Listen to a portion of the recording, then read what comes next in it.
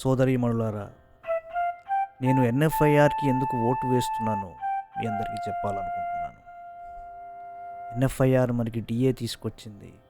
మియాభోయ్ committee ద్వారా లక్షల మంది ఉద్యోగులకు హెచ్ఓఈఆర్, ఓవర్ టైమ్ అలవెన్స్, ఎన్డీఏ తీసుకొచ్చింది.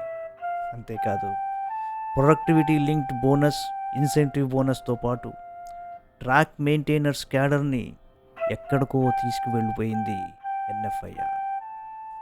స్టేషన్ మేనేజర్స్కు ఒక గౌరవప్రదమైన స్థానాన్ని కల్పించింది NFIR.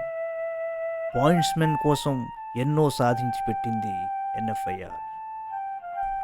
Pension parity, account staff కోసం రీస్ట్రక్చరింగు, ఇవన్నీ కాకుండా ఎన్నో సాధించి పెట్టింది మనకి ఎన్ఎఫ్ఐఆర్. ఇవన్నీ గతించిన కాలంలోని విషయాలైతే, రాబోయే రోజుల కోసం ఇండియన్ రైల్వేస్ యొక్క హ్యూమన్ క్యాపిటల్ బాగుపడాలి అంటే, ప్రైవేటైజేషన్ జరగకుండా ఉండాలి అంటే, సరైన సామర్థ్యంతో మనమంతా పని చేయాలని మనం అనుకుంటే ఎన్ఎఫ్ఐఆర్కి ఓటు వేయవలసి ఉంటుంది.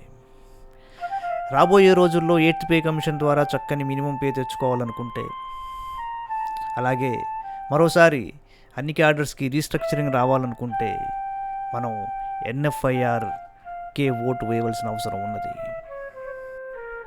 ఎన్ఎఫ్ఐఆర్ నిరంతరం కృషి చేస్తూనే ఉంటుంది. ఒక పక్క ఏఐఆర్ఎఫ్ జనరల్ సెక్రటరీ గారు యూపీఎస్ చాలా గొప్ప పద్ధతి, గొప్ప సిస్టము, దాన్ని మించిన సిస్టమే లేదని ఒక వక్తవ్యంలో పేర్కొన్నప్పుడు ఎన్ఎఫ్ఐఆర్ ప్రధానమంత్రి గారికి ఒక లేఖ రాసింది.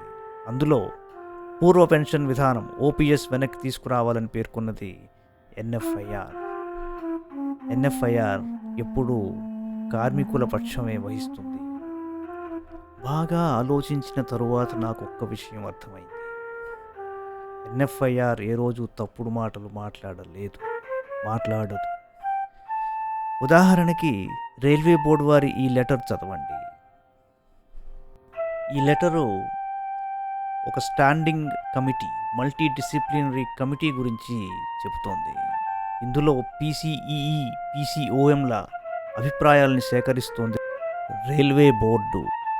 ఇటీవల డాక్టర్ ఎం రాఘవయ్య గారు రన్నింగ్ స్టాఫ్, ఆపరేటింగ్ స్టాఫ్ గురించి చెప్పిన మాటలను రైల్వే బోర్డు నిరూపణ చేస్తోందని మనం గ్రహించాలి.